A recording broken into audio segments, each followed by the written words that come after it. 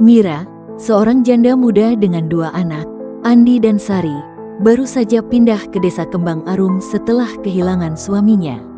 Desa itu dikelilingi oleh hutan lebat yang membawa suasana tenang, tetapi juga sedikit mencekam saat malam tiba.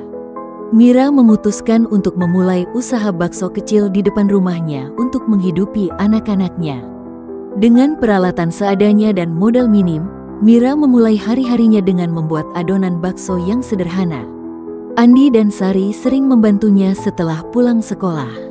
Meskipun Mira tahu beban tanggung jawab keluarga ini sepenuhnya ada di pundaknya. Kehidupan baru mereka berjalan perlahan, tetapi Mira percaya bahwa usaha kerasnya akan membuahkan hasil. Namun, pelanggan masih sedikit, hanya tetangga sekitar yang datang sesekali. Mira mulai khawatir, tetapi ia tetap berusaha keras, berpegang pada harapan bahwa suatu hari usahanya akan berkembang. Pada suatu sore, seorang pria asing bernama Kartono datang ke warung Mira. Penampilannya biasa saja, tetapi tatapannya tajam, seakan mengetahui segala sesuatu. Ia memesan semangkuk bakso dan duduk memperhatikan Mira dengan seksama. Setelah makan, ia menghampiri Mira dan menawarkan bantuan untuk membuat warungnya lebih sukses. Kartono mengatakan bahwa ia memiliki cara khusus untuk membuat pelanggan berdatangan. Awalnya Mira merasa ragu, tetapi Kartono meyakinkannya dengan janji bahwa ini adalah peluang untuk memperbaiki hidupnya. Yang penting, anak-anakmu tidak akan kekurangan, katanya dengan nada yang meyakinkan. Dalam keputusasaan dan rasa tanggung jawab terhadap anak-anaknya, Mira akhirnya setuju tanpa bertanya lebih jauh. Kartono hanya tersenyum samar dan berkata, "Semua ada harganya, Mira." Ingat itu. Malam setelah pertemuan dengan Kartono, Mira menyadari sesuatu yang aneh. Aroma baksonya berubah menjadi lebih kuat dan menggoda. Bahkan, aroma itu menyebar hingga ke jalan utama desa, menarik perhatian banyak orang yang lewat. Pelanggan mulai berdatangan dalam jumlah besar, membuat Mira kewalahan. Andi dan Sari membantu semampu mereka, dan Mira mulai merasakan kelegaan karena usahanya sukses besar. Namun, ada sesuatu yang membuatnya gelisah. Aroma itu hanya muncul setelah jam 8 malam. Dan semakin larut malam, semakin kuat aromanya. Tetangga mulai bertanya-tanya, tetapi Mira hanya menjawab dengan senyuman.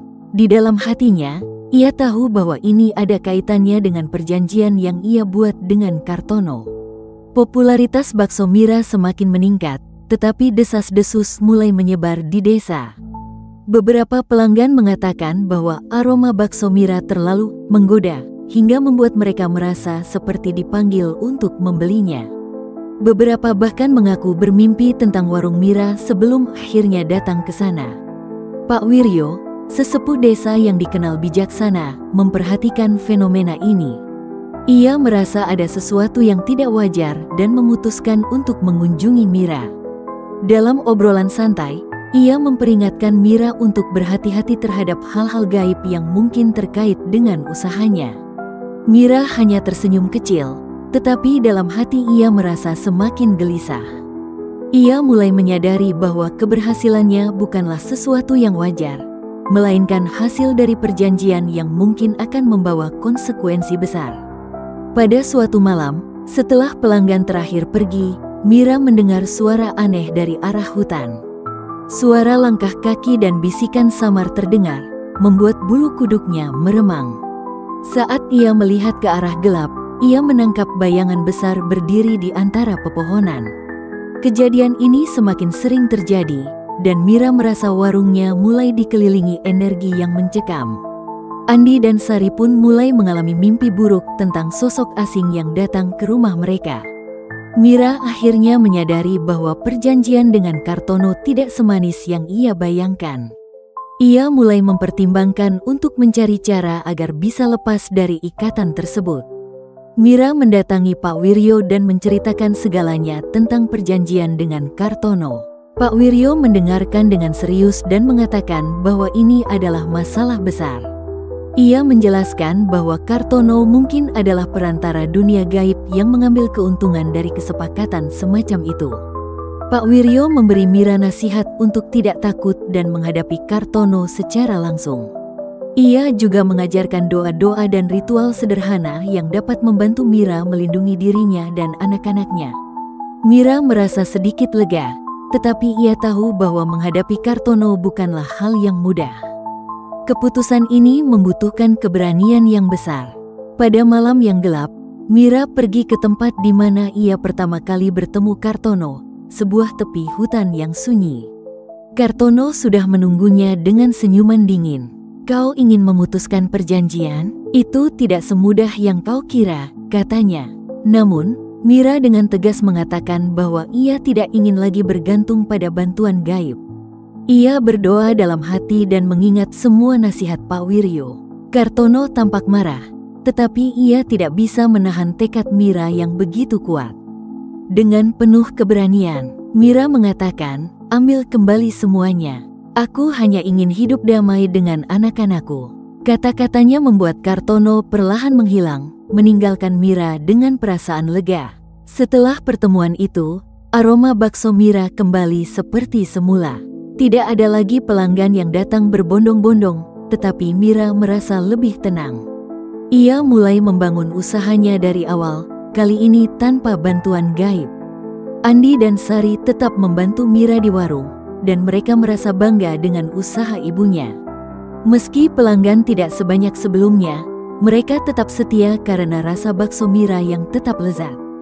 Mira belajar bahwa keberhasilan sejati tidak datang dari jalan pintas, tetapi dari kerja keras dan kejujuran. Hari-hari Mira berjalan lebih damai, meski penuh tantangan. Ia menikmati setiap momen bersama anak-anaknya, menyadari bahwa keberhasilan bukan hanya soal uang, tetapi juga tentang kebahagiaan keluarga. Pelanggan mulai datang kembali, meski tidak seramai sebelumnya. Mereka menghargai Mira atas ketulusan dan usahanya yang luar biasa. Bakso Mira kini menjadi simbol perjuangan dan keberanian. Mira merasa bahwa ia akhirnya mendapatkan kehidupan yang ia dambakan, sederhana, tetapi penuh ketenangan dan harapan.